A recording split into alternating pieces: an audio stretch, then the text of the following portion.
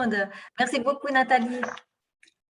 Donc, effectivement, tout le monde le sait, cette partie-là va être enregistrée, hein, donc, pour les interventions des uns et des autres, mais j'espère que ça ne vous coupera pas l'herbe sous les pieds et puis que vous oserez intervenir. Je vais juste corriger un tout petit coup, Nathalie, c'est que j'ai fait un master en sciences de l'éducation à l'Université de Genève, mais j'enseigne à Lausanne. Bon. Pour nos Belges et Français, c'est un petit détail parce que c'est côte à côte. Hein. On est bien d'accord. Donc, moi, j'ai eu plaisir d'écouter les propos préalables à mon intervention. Je ne sais pas si j'ai vu que certains peut-être prenaient des notes, mais en tout cas, moi, j'en ai prises. Et il y a des éléments qu'on va rediscuter lors de cette présentation. C'est notamment de faire correspondre l'outil digital au scénario pédagogique, hein, comme l'a dit un intervenant préalable. C'est le faire vivre ensemble, donc vraiment de mixer et présentiel et distanciel, voilà, avec l'importance justement du retour des pairs, des formateurs, du groupe, on y reviendra. L'importance aussi du soutien pédagogique, et puis là, par exemple, Nathalie Sarrazin est une experte là-dedans, et comme bien d'autres, je suis certaine, parmi vous, donc avec ce que l'on sait bien faire là maintenant, nous, c'est de conjuguer des savoirs disciplinaires et des savoirs pédagogiques, mais voilà, toujours aller de l'avant par rapport à ça. Et puis, donc, la question centrale qui va revenir, c'est vraiment la bonne utilisation de l'outil technologique comme vraiment un moyen et non une fin en soi. Voilà, ça c'est le petit propos introductif pour faire le lien avec ce qui s'est dit précédemment. Puis, je vais essayer de passer à la technique. Donc, je vais vous partager mon écran. Vous n'hésitez pas à me solliciter, enfin à faire un petit message dans le chat si vous ne me comprenez pas assez bien, si ça va trop vite, s'il faut revenir sur quoi que ce soit. Donc, n'hésitez pas. Moi, je vais vous emmener en randonnée ce matin. Hein, on est en Suisse. Donc, et on est en montagne, donc je vais vous prendre avec moi. Puis j'ai une aspirante guide principale qui est Nathalie Sarrazin, donc qui va être mon soutien logistique et qui connaît un petit peu mon intervention. Et puis, je découvre un deuxième aspirant guide qui est donc Loïc. Et puis, je suis ravie de travailler avec ces deux personnes ce matin. Donc voilà, je vais voir si… Donc, juste, vous le savez peut-être maintenant, mais quand on partage complètement son écran, moi, je n'ai plus la possibilité de vous voir ni de voir le chat. Donc, le relais va être fait par Nathalie. Très volontiers. Ça va comme ça, Nathalie? C'est parfait pour moi, voilà. Ok, impec. Donc, vous voyez mes petits gribouillis. C'est parfait. Là, c'est la présentation. C'est la présentation, nickel. Voilà. Alors, là, on va directement passer à la slide suivante. Donc, je vous propose dans cette première partie de prendre un petit peu de recul, de prendre un petit peu de hauteur, et puis on va revenir aux fondements théoriques, là, crac, boum, à 9h15, maintenant vous êtes un peu réveillés, pour revisiter quand même ce qui fonde en fait notre pédagogie dans les formations universitaires professionnalisantes. Et puis, tout de suite, là, comme ça, à presque chaud, hein, parce que maintenant, vous avez été tiédi par la première présentation. Donc, je vais vous demander, en fait, de réfléchir. Donc, vraiment 30 secondes, vous allez remplir votre sac à dos parce que pour la randonnée, et puis mettre pour vous un ou deux concepts en sciences de l'éducation ou comme ça qui vous viennent à l'esprit, qui sont incontournables en formation supérieure. En formation académique, ou dans ma réalité, c'est la formation académique professionnalisante, mais voilà, des concepts comme ça qui pour vous sont incontournables. Et puis, je vais vous demander de les inscrire dans le chat. Alors, vous avez 30 secondes pour le faire. Je vais mettre un petit timer et puis on y reviendra en cours de cette première partie.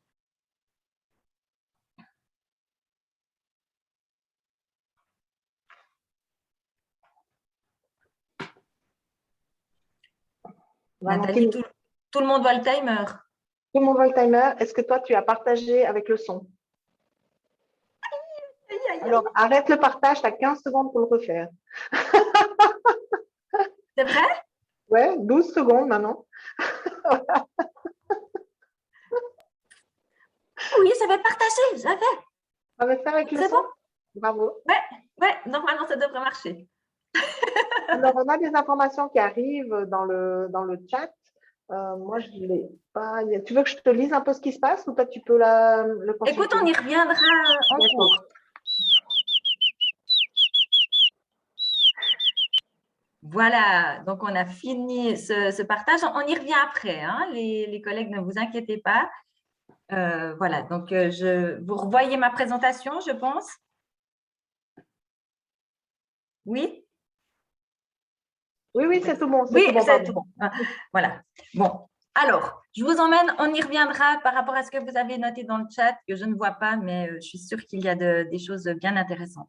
Donc, juste, je vais pas, on ne va pas passer la matinée là-dessus parce qu'on en aurait pour des heures. Juste en formation des adultes, poser le cadre. On s'éloigne de la pédagogie grâce à Malcolm Knowles qui introduit le concept d'andragogie, hein, où pour lui, vraiment, ce qui distingue l'étudiant adulte de l'étudiant, de l'élève, hein, on va dire, plus jeune, c'est vraiment que l'étudiant adulte doit pouvoir donner du sens à son apprentissage, il doit pouvoir mobiliser aussi son expérience personnelle, professionnelle, il doit être actif dans son apprentissage et puis pouvoir avoir du moins l'impression d'autogérer son processus de formation. Donc là, c'est vraiment le père de la formation des adultes, si on veut bien, c'est Malcolm Knowles. Et puis maintenant, on en est aussi à Amartya Sen, donc, qui lui a élaboré sa théorie des capacités et puis où il va encore plus loin en disant qu'il faut vraiment mobiliser les ressources individuelles, mais aussi les ressources structurelles qui sont autant des éléments sociaux qu'environnementaux. Voilà, ça c'est un petit peu le contexte. Et je voulais te demander, Nathalie, est-ce qu'il y a des concepts qui ont été mobilisés en lien avec cette formation des adultes dans le chat? Alors, là, tu me poses une colle. Est-ce que quelqu'un avait accès au chat? Parce que moi, je ne l'avais pas sous les yeux quand je t'écoutais. Alors, je peux peut-être. Alors, on parle d'alignement pédagogique, d'autorégulation, de compétences, évidemment. Ok, De super. pratique réflexive, Extra. conceptualisation, engagement, collaboratif, développement de l'esprit critique, culture, on retrouve la compétence, la connaissance, s'adapter, la cohérence, etc. Magnifique. Bon, ça va. Alors, on est dans On est dans le vif du sujet, on est au voilà. bon endroit. On peut poursuivre. Donc, c'est parfait. Juste un petit récapépète. Donc, on est en formation académique professionnalisante. On s'inscrit dans Bologne et puis le lifelong learning, hein, comme vous le savez.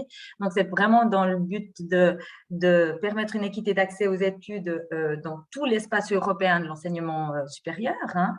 Et puis, donc, ça permet aussi l'échange. Ce qu'on réalise ce matin entre nous, enseignants ou conseillers pédagogiques, eh bien, c'est aussi le permettre à nos étudiants dans leur parcours académique. On a bien entendu un ancrage très socio-constructiviste, hein, c'est ce qui nous a un petit peu éloigné de la pédagogie, du concept constructiviste, du paradigme constructiviste de Piaget, hein, avec justement toute l'importance des échanges sociaux et puis toute la part socio-affective aussi qui intervient dans la construction en fait des connaissances et dans l'apprentissage. Donc, on est vraiment sur un paradigme qui est centré sur l'étudiant et ses pairs, hein, dans ce qu'on appelle de l'active learning. Donc, vraiment une centration sur l'étudiant, mais de manière, comme quelqu'un l'a mentionné dans le chat, avec un accent qui est mis sur la pensée réflexive aussi, et puis la construction de cette réflexion. L'alternance, je vais un petit peu vite sur ces concepts, hein, parce que ce n'est pas le propos de la matinée, c'est juste pour reposer le cadre.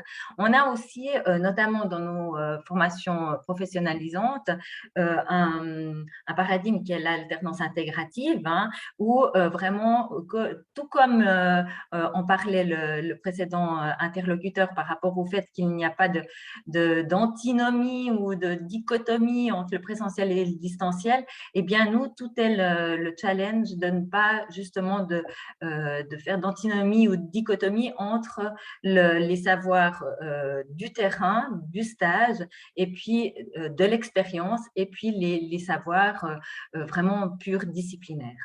Donc, c'est vraiment la mise en lien de ces différents types de savoirs, et puis ça va justement contribuer au développement des compétences et à l'acquisition d'une posture réflexive. L'approche par compétence, ça, je pense que tout le monde est acquis à la cause. Et donc, je ne vais pas plus élaborer. C'est vrai que la compétence, elle est indispensable. Hein, c'est donc, on le sait, elle est contextuelle. Donc, c'est un savoir agir complexe en situation, donc très situé. Elle est relative aux 3 domaines de savoir. Hein. J'ai entendu parler de savoir, savoir-être et puis le savoir-faire aussi. On est dans du cognitif, affectif ou psychomoteur, hein, aussi. Et puis, ce n'est donc pas une somme des contenus, mais bien l'intégration de ces différents contenus. Et puis, elle est indissociable de l'activité.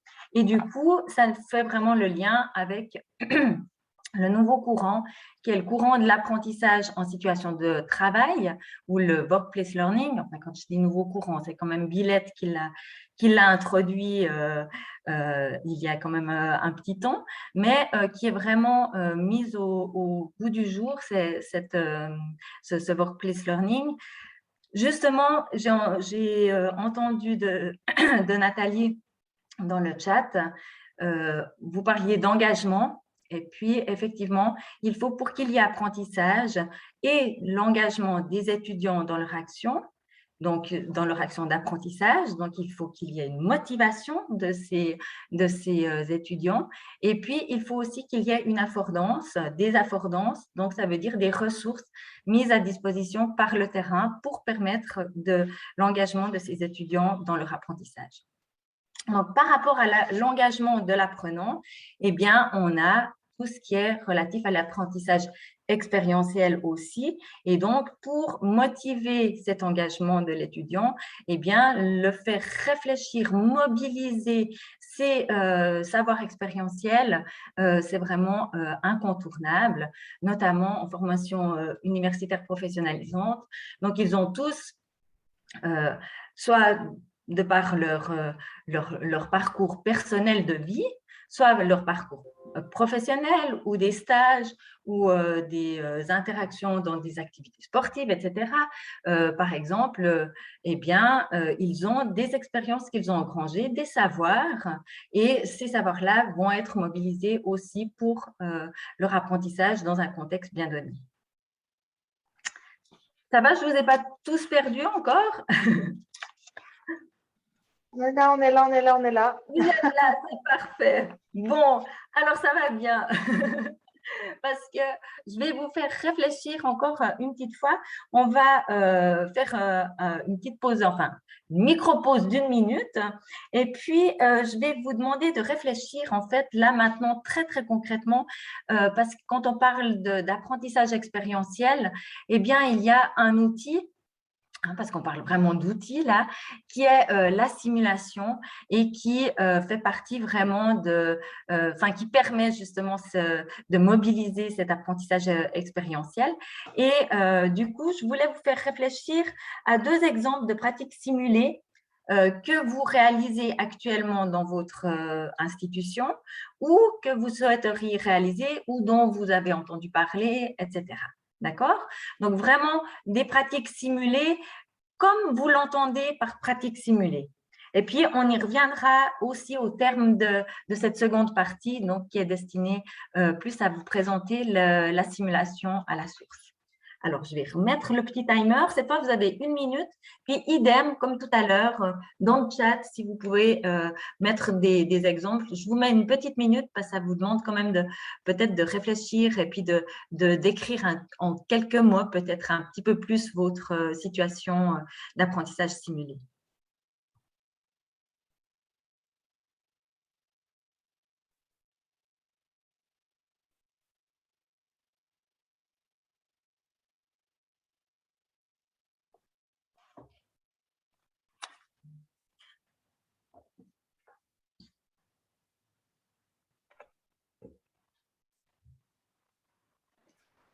Alors, Valentine, le chat se remplit, hein. Génial.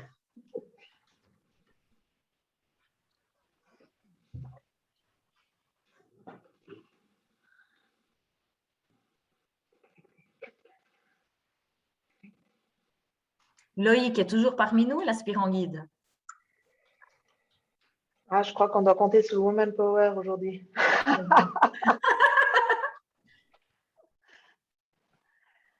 Est-ce que tu vois le chat maintenant, Valentine, ou Pas du tout. toujours pas? D'accord. Tu me diras quand tu veux que je t'en parle.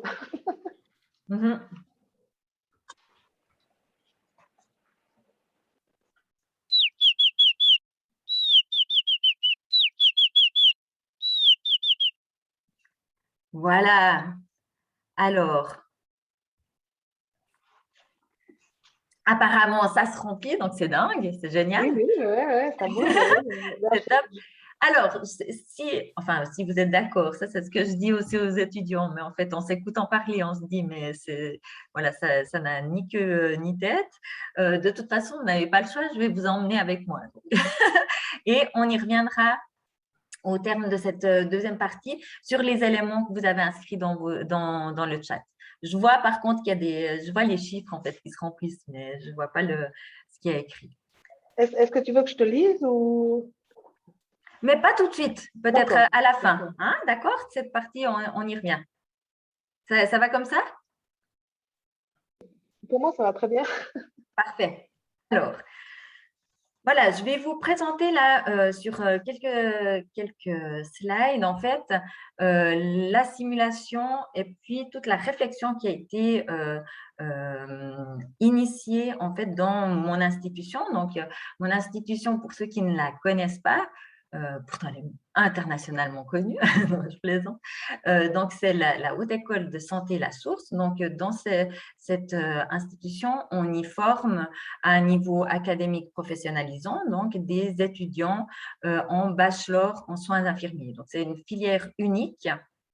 On n'a qu'une filière à la source parce qu'il y a une autre institution de santé qui forme aussi des bachelors en soins infirmiers, qui est une école cantonale et qui a par contre d'autres filières comme ergothérapeute, comme physiothérapeute, TRM, etc. Hein? Donc, nous, la réflexion a été initiée parce que justement, on était en train de construire à l'époque, donc cette réflexion était en 2017 et 2018, notre nouvel espace de pratique dans une grande annexe, en fait, au Palais de Beaulieu. Et on se demandait justement, dans une démarche qualité et puis en cohérence avec le plan de développement de l'institution, eh bien, comment était utilisé l'outil simulation dans notre programme avant, et puis quelles étaient les données de la littérature, les recommandations par rapport à la simulation, et puis de cette manière-là, quelles seraient les pratiques, les bonnes pratiques à mettre sur pied pour notre espace de simulation à la source.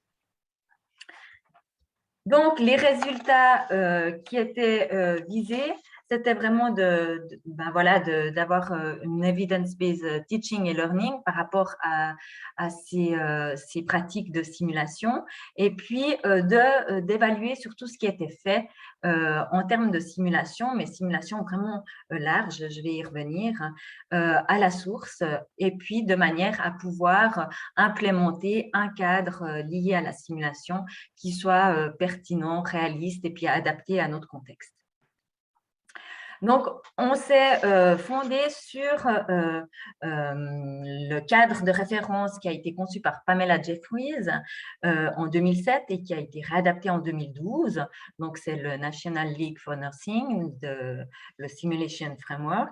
Et puis, le but de ce cadre ou de ce modèle pédagogique, selon comment elle en parle, c'est vraiment de potentialiser les compétences des enseignants dans une pratique commune et uniformisée de la simulation.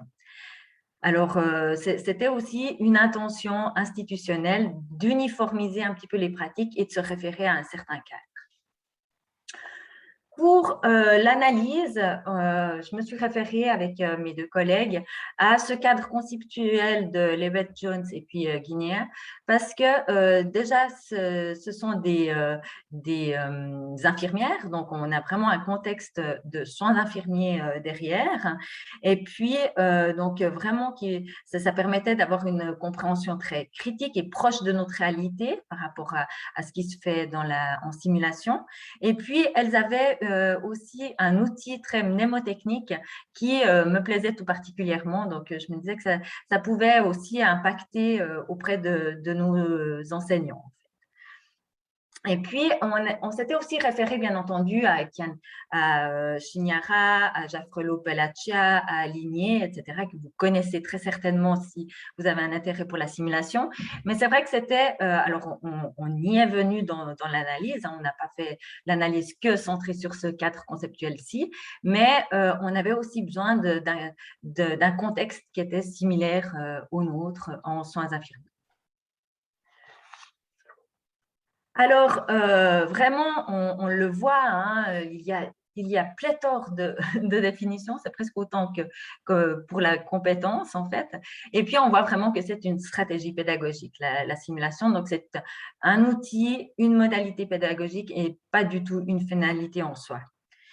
Donc, ça, c'est vraiment la définition qui a été posée par l'International Nursing Association for Clinical Simulation.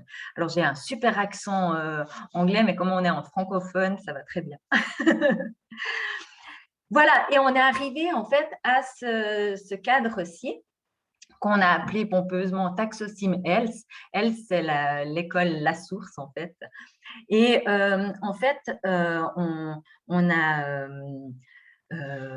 définir. Donc là, vous le voyez bien, les différents aspects mnémotechniques qui à moi me plaisaient bien, peut-être qu'à vous aussi, j'espère.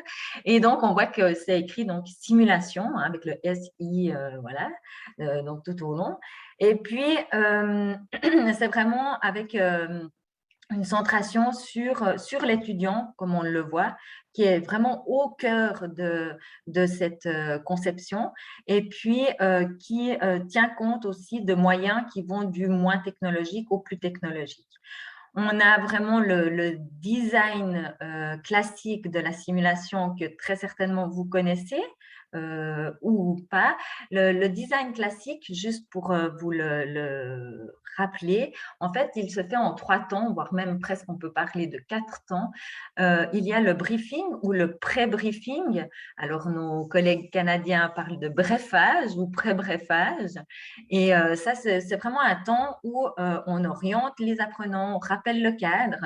Et puis, on peut aussi leur demander de rechercher, de réaliser un travail dirigé en lien avec des notions théoriques, etc. Donc, très disciplinaire. Et puis, on pose le cadre de la simulation, le contexte, on explique. Et bien voilà, il s'agit d'une ado qui arrive pour un mal de ventre, etc. Et puis, ensuite, il y a le scénario proprement dit, où on a le déroulement de l'histoire du patient et où l'étudiant va se retrouver confronté d'une manière ou d'une autre, soit à un mannequin, soit à différents outils de simulation, sur un temps qui est donné, qui ne doit pas être trop long non plus. Généralement, c'est 20-30 minutes de temps de simulation proprement dite. Et ensuite, il y a le débriefing ou débriefage.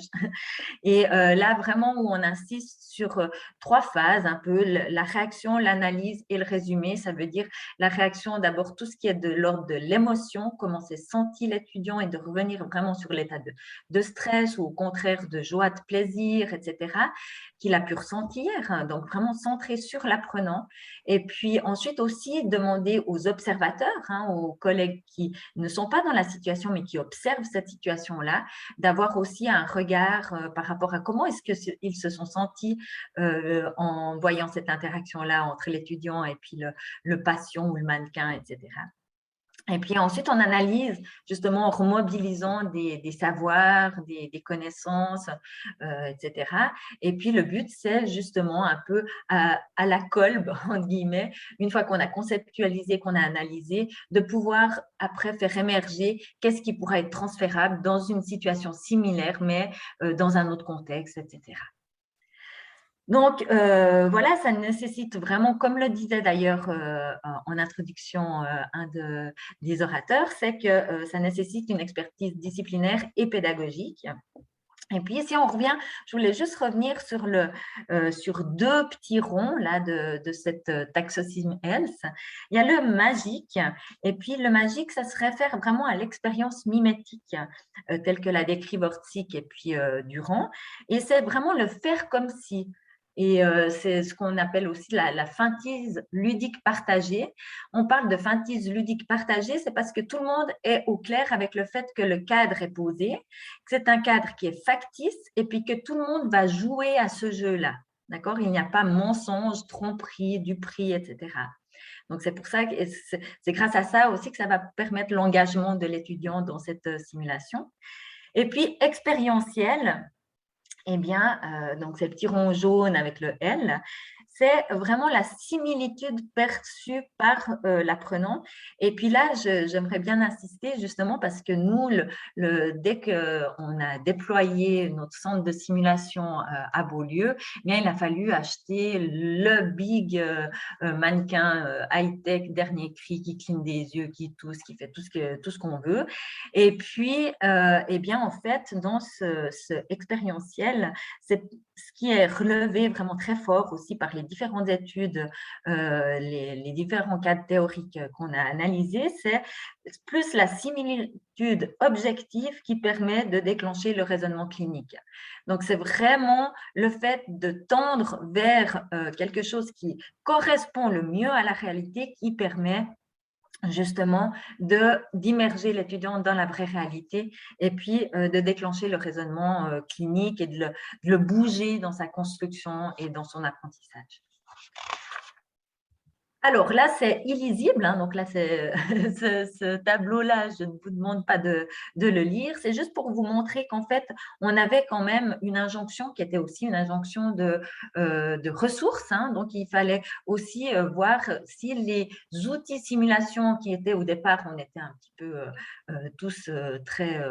on avait tous envie d'utiliser tel mannequin, tel outil de simulation, et puis en fait, est-ce que ça correspondait réellement aux objectifs d'apprentissage? Eh bien, en réalisant ce cadre-là, on a pu voir justement au gré de certains modules, cours, ateliers, etc., que ça ne correspondait pas forcément. Soit c'était trop bas en termes taxonomiques, soit trop élevé, soit ça n'était pas du tout nécessaire parce que ça ne permettait pas d'atteindre l'objectif d'apprentissage qui était voulu.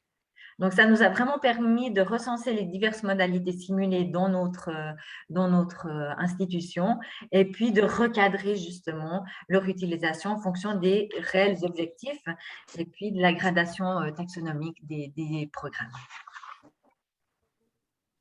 Alors, voilà quelques exemples en images de modalités qui sont utilisées. Donc, c'est vrai qu'on a des modalités qui sont des simulateurs procéduraux. Donc, on a des bras, des jambes, des mannequins tout simples. On a des simulateurs patients. Donc, ça veut dire que c'est vraiment des mannequins très réalistes ou informatisés, mais qui coûtent très cher, par exemple. On a les jeux de rôle, c'est aussi de la simulation. On a des patients qu'on appelle des patients standardisés. Donc là, ce sont vraiment des acteurs qui viennent pour jouer un rôle qu'ils apprennent. Donc on le voit dans les deux petites vignettes, là où les étudiantes sont en présence de vraies personnes, hein, donc vraiment des acteurs. Et puis, on a aussi des simulateurs numériques. Effectivement, on a aussi fait le pas vers la réalité virtuelle, où là, effectivement, l'étudiant se trouve avec le casque de réalité virtuelle et immergé dans un environnement de réalité virtuelle. Donc, juste pour faire le petit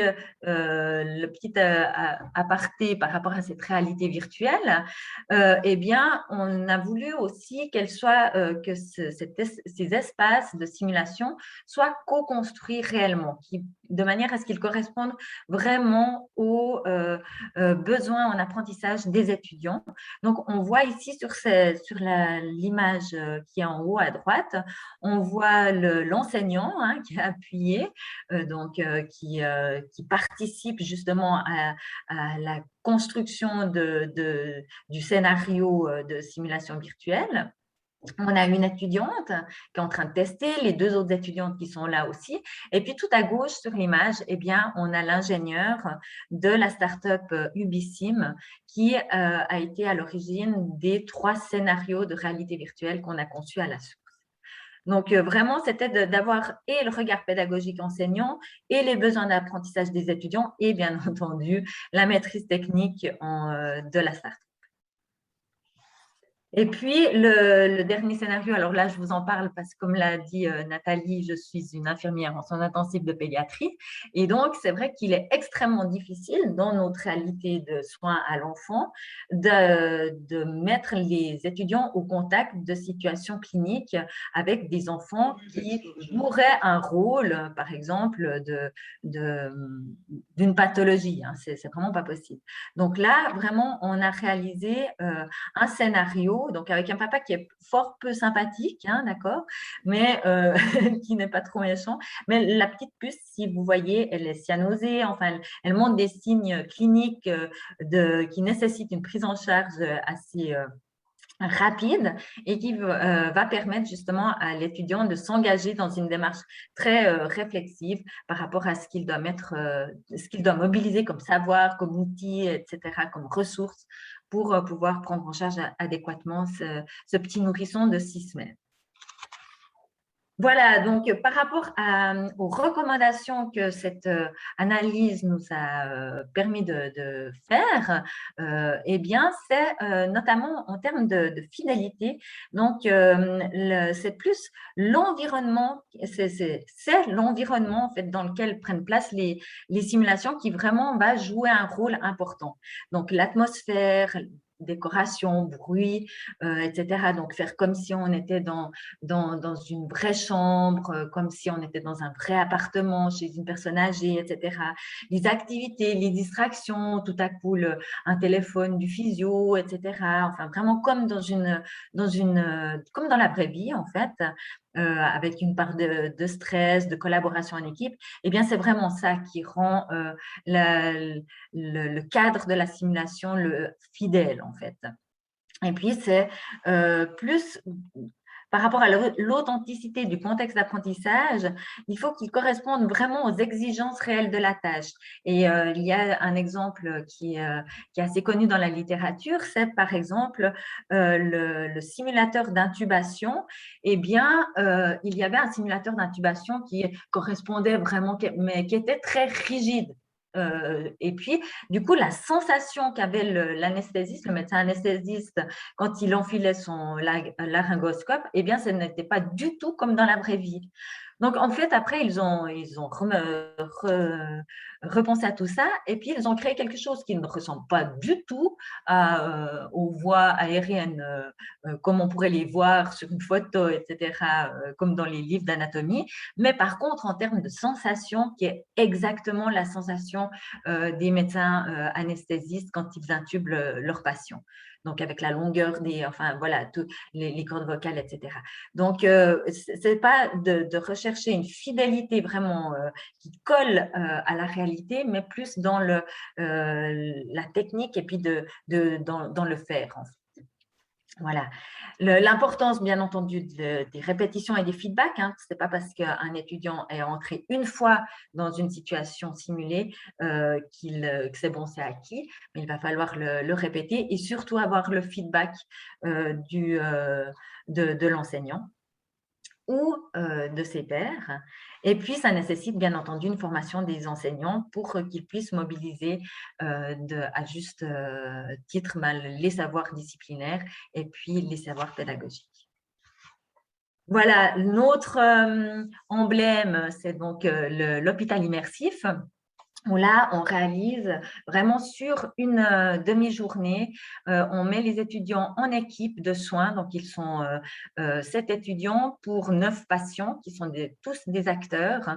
On a aussi, on le voit sur la petite vignette du haut, un médecin qui est un vrai médecin qui exerce dans la vraie vie. Et puis, ils ont un espace pour leur bureau infirmier, il y a aussi une pharmacie, il y a un vidoir, c'est vraiment tout comme dans la vraie vie. Et ça, vraiment, là, on est justement en termes d'environnement au mieux de ce que l'on peut réaliser, en tout cas dans ce qui est de l'outil de simulation. Voilà, ça c'est l'exemple de ce qui se fait à la source, donc dans mon institution. Alors, Nathalie, j'aimerais revenir sur ce qui s'est échangé sur le chat. Qu'est-ce qu'il y a eu comme exemple de simulation qu'on peut voir où on se situe par rapport à cela? Alors, je vais les reprendre de bas en haut, comme ça change un petit coup. Donc, on parle d'utilisation de vidéos en classe pour simuler l'observation, de centres de simulation de situations authentiques. Donc, ça ressemble bien, voilà. De jeux d'acteurs. Quelqu'un nous parle de tiers-lieux aussi. De tiers-lieux. Oui. Voilà. De simulation de calcul d'une hypothèque sur un objet pris sur Internet. Donc là, on est dans la gestion.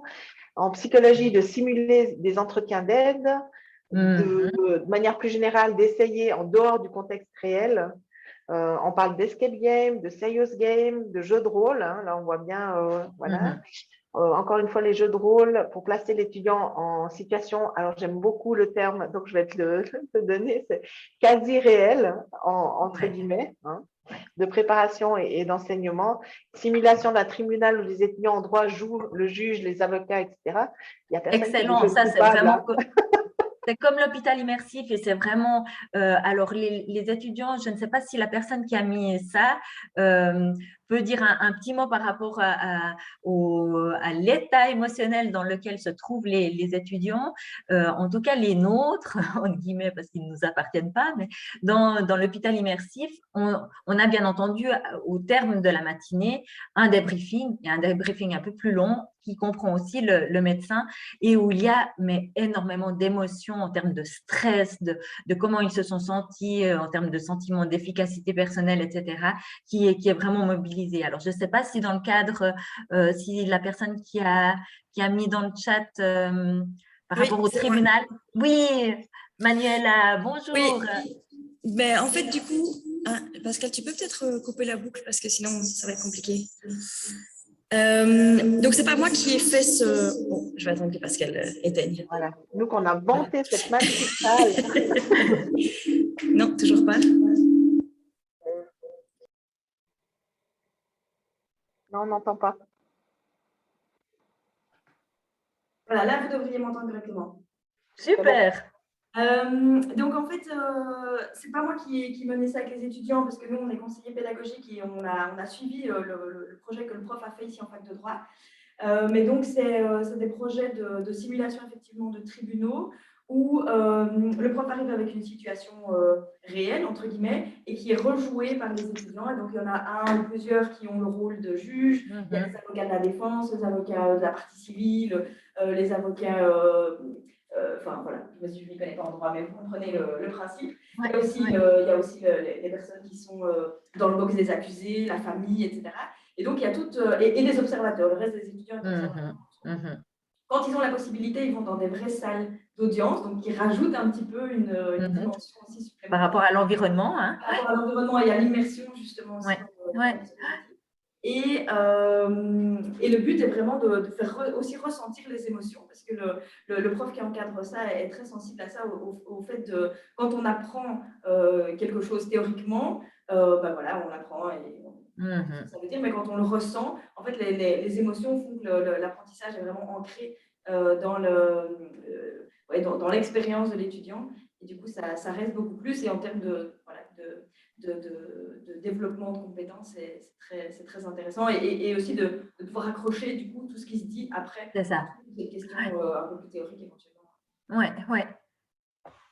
Merci beaucoup, Manuela, pour ce partage. Et là, il y avait un autre, après avoir entendu ton exposé, une autre, en lien aussi avec ce que d'autres personnes ont mis dans le chat, j'ai aussi encadré une équipe de, justement, en soins infirmiers qui avait fait pendant 8 périodes, je pense, en mode classe inversée, des apprentissages sur différents types de soins en urgence, justement. Et la dernière séance, c'était un escape game où il y avait un patient, virtuel évidemment, qui arrivait, enfin, c'était un mannequin, qui arrivait avec 8 problèmes, et pour le sauver, en dé en l'heure, il fallait lui prodiguer les 8 soins appris dans les séances précédentes. Ça marchait du tonnerre aussi. C'est ça. Nous, on a aussi une situation comme ça. Ben, c'est chouette de parler du Serious Escape Game parce qu'on a aussi conçu ça, mais dans du post-grade. Donc, ça veut dire qu'on a dans le post-grade des étudiants qui ont entre 30 et 55 ans, hein, on va dire. D'accord? Donc, on s'est dit, bon, allez, on essaye. Et puis, on a vraiment recréé. Ils se retrouvent dans un vaisseau spatial avec une famille, le petit bout. Puis, ils doivent retrouver des indices, ben, par exemple, cachés dans le pampers. Il y a différentes choses qui permettent en fait de leur faire intégrer tout ce qu'ils ont vu pendant la semaine de formation. Et donc, parce que pour résoudre telle énigme, ils doivent avoir résolu celle d'avant qui leur permet, enfin voilà, c'est tout un scénario. Et en fait, ils adorent, mais c'est un boulot de dingue. Hein. Donc là, il faut vraiment, en termes d'objectifs pédagogiques, voilà, exactement. Puis pouvoir, en termes de ressources financières aussi, puis de ressources enseignantes, il faut pouvoir le faire valider auprès de l'institution et donc que ça soit cohérent en fait et aligné pédagogiquement. Ouais. Ah, super, merci beaucoup pour cet échange. Alors, j'ai juste piqué un des exemples. Hein. Je suis navrée pour les autres, mais c'est que l'heure tourne et puis on est toujours en Suisse, hein, je vous rappelle. Donc, on va juste passer à la dernière partie qui sera une partie un peu plus courte, rassure-toi Nathalie. Et puis, donc, on voit que l'apprentissage, comme on vient d'en parler là maintenant avec la collègue de Louvain, eh bien, ça laisse des marques, ça laisse un sillon mnésique, enfin voilà, on a une trace du vécu, du passage, des échanges qui se sont faits dans l'appropriation. Et puis, j'avais envie de vous laisser réfléchir, alors peu de temps, hein, de nouveau 30 secondes, sur pour vous, qu'est-ce qui serait l'espace d'apprentissage ou d'enseignement idéal avec ou sans les technologies, donc avec ou sans l'éthique. Alors, je vous remets les petites 30 secondes, puis même consigne, hein, le chat. Voilà.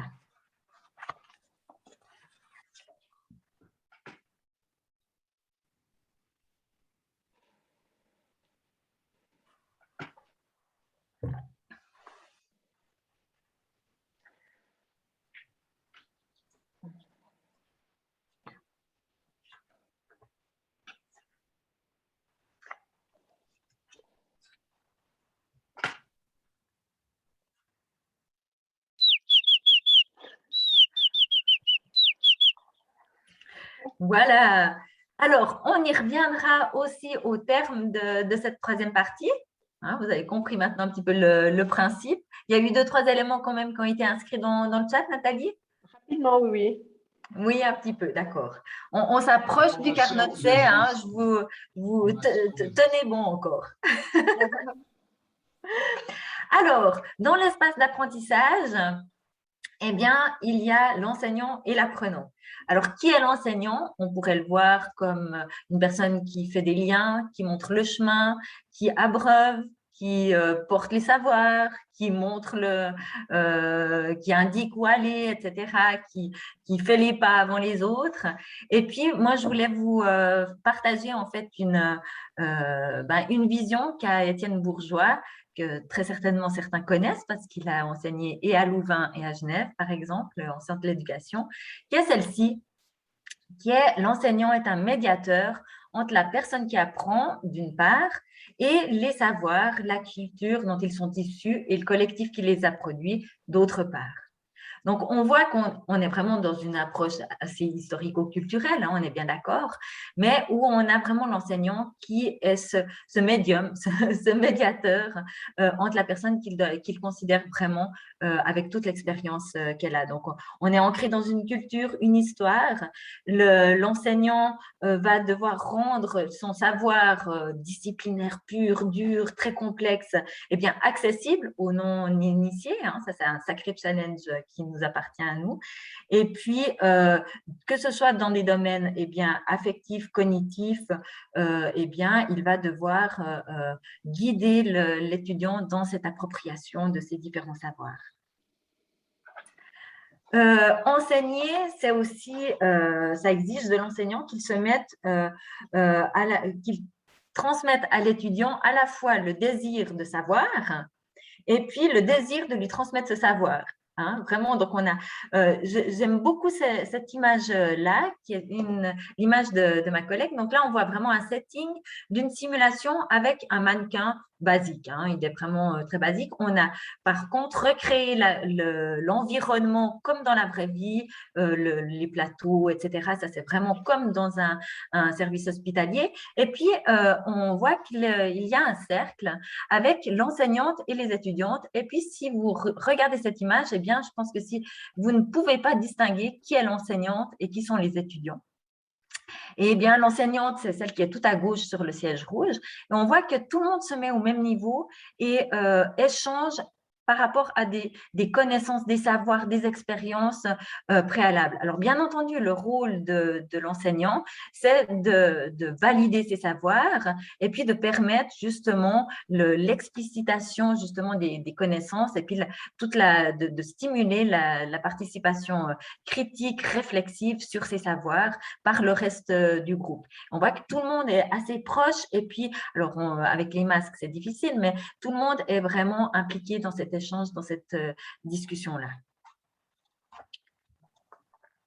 Et puis, apprendre aussi, eh bien, on l'a vu, c'est apprendre grâce au contact avec les autres. Alors, dans la présentation introductive, hein, un collègue disait il n'y a pas de dichotomie entre le présentiel et le distanciel. C'est essentiel que les étudiants se rencontrent. Et c'est vrai, ce sont vraiment dans les échanges informels. Là, on voit dans la vignette du centre où ils sont dans l'espace de pause. Eh bien, c'est dans ces échanges, ces temps informels qu'il y a beaucoup de connaissances aussi qui sont construites, de réflexions qui sont mobilisées lors de ces temps-là. Et puis, on voit toute l'importance du groupe des pairs. Et puis ça, c'est quelque chose qui, dans les écrits, il y a beaucoup qui est ressorti ces derniers temps suite à la période Covid. C'est vraiment cette distance avec le groupe, avec les pairs qui fait qu'ils ont eu de la difficulté à se mettre dans l'apprentissage et puis ça a posé souci pour beaucoup de nos étudiants. Donc, le groupe, c'est vraiment un espace transitionnel hein, où il y a une réciprocité entre les différents rôles. C'est un espace de sécurité psychologique. Alors, pour cela, il faut vraiment que l'enseignant pose le cadre aussi hein, du groupe, mais ensuite, ça permet d'expérimenter de nouvelles conduites. C'est aussi une source de soutien. Et ça, c'est essentiel, le petit coup de pouce, le socio-affectif, tout dans le sentiment aussi d'appartenance à une communauté de pratique, la communauté de pratique de l'étudiant, bachelor soins d'infirmier, en bachelor en économie, etc. Et puis, un espace de délibération où on peut se confronter à d'autres façons de faire, d'autres façons d'être. C'est plus complexe de réaliser ceci à distance, ce n'est pas impossible, on l'a vu, on a été assez experts pendant le lockdown, mais voilà, la présence ajoute quand même cet élément qui est incontournable en fait dans l'apprentissage de nos étudiants adultes. Voilà, je voulais revenir alors sur vos notions de l'espace d'apprentissage. Donc, pour vous, l'espace d'apprentissage avec ou sans TIC, ça serait quoi? Alors là, Nathalie, je te regarde. Alors, j'ai une réponse. Si on reste dans le professionnalisant, ce serait un accès parfois libre et parfois encadré aux situations simulées. Excellent. Ou un mélange de toutes les méthodes. Deuxième proposition. Ouais, ouais. Ou un espace hybride en temps de présence pour la découverte et prise de sens des savoirs, temps de distance pour la stabilisation et le travail de la technique. Donc, Ouais. deux temps mélangés. Oui. L'espace à la carte. Mhm. Et puis, je pense le dernier, ça dépend des objectifs d'apprentissage. Là, on a un adepte de Biggs et de l'alignement Voilà. pédagogique. C'est parfait. Mais merci beaucoup. Alors, ça permet de vraiment clore cet échange avec vous sur des principes, des concepts, des idées, des vues, des perspectives que j'ai aussi, donc qui sont vraiment partagées. C'est plutôt chouette. Et puis, donc c'est vrai que si on peut dire comme petit mot de la fin, qu'in fine, peu importe qu'il y ait de la technologie ou pas, tant que l'on rend possible le partage des savoirs et surtout la joie de les découvrir. Voilà, je voulais m'arrêter là-dessus. Est-ce que vous avez des questions encore à la veille de prendre la pause au Carnot-Serre? Alors déjà, un grand merci Valentine. Et comme je l'ai fait hier, je propose que l'on fasse la même chose aujourd'hui. Allumez vos micros de manière à ce qu'on puisse applaudir Valentine, qu'on entende quand même des salles d'applaudissements. Bravo Valentine. Merci beaucoup. Merci à vous pour votre patience de si bonne heure le matin et pour les échanges riches. Je vous souhaite un très, très beau colloque, stimulant. Et puis, j'aurai plaisir de vous recroiser. Si vous passez par la source, n'hésitez pas. À venir visiter l'hôpital immersif. Exactement. Alors, je regarde dans le chat, il n'y a pas de questions. Merci beaucoup. Donc oui, effectivement. Donc pas spécialement de questions. Merci Valentine. C'est vrai que c'était tellement riche et tellement bien présenté. Et comme on a pu s'exprimer tout au long, peut-être que voilà, ça clôt le débat. Merci pour ce voilà. Il y a peut-être une remarque que je te dis, quelle chance pour les étudiants d'avoir vécu un tel dispositif. C'est vrai que, et si on l'a bien compris, non seulement une fois, mais peut-être plusieurs fois, c'est vrai que c'est extrêmement riche. Merci beaucoup, Valentine. Bien, Alors, bonne suite tout le monde. Au merci. revoir. Merci beaucoup. Alors, juste si tu arrêtes le partage d'écran, donc si je reprends juste, il y avait encore un mot que je tenais à vous dire avant de vous laisser aller à la pause, parce que l'espace Carnot-Serre quand même vous attend. C'était de vous présenter nos deux coprésidents. Donc, je commence par Julie Candy, qui est à la Haute École pédagogique du Valais, et Damien Caron, de Unidistance, pardon, qui ont introduit hier notre… Voilà, je vois que Julie a mis sa caméra. Donc, je ne demande pas nécessairement de faire un petit mot, mais c'était juste pour vous dire, voilà, j'ai présenté le comité d'organisation et voilà, quand même présenter nos coprésidents qui vont conclure en fait demain après-midi par justement une synthèse et un retour sur ce qui aura été présenté, en plus des keynotes, bien sûr, durant tout le colloque. Merci à eux. Et puis, alors, rendez-vous en salle Carnot-Serre. Donc, il vous suffit juste de reprendre le lien général qui vous renvoie dans les salles et de nous rejoindre dans le Carnot-Serre où une équipe vous attend pour le café. À tout de suite et bon colloque.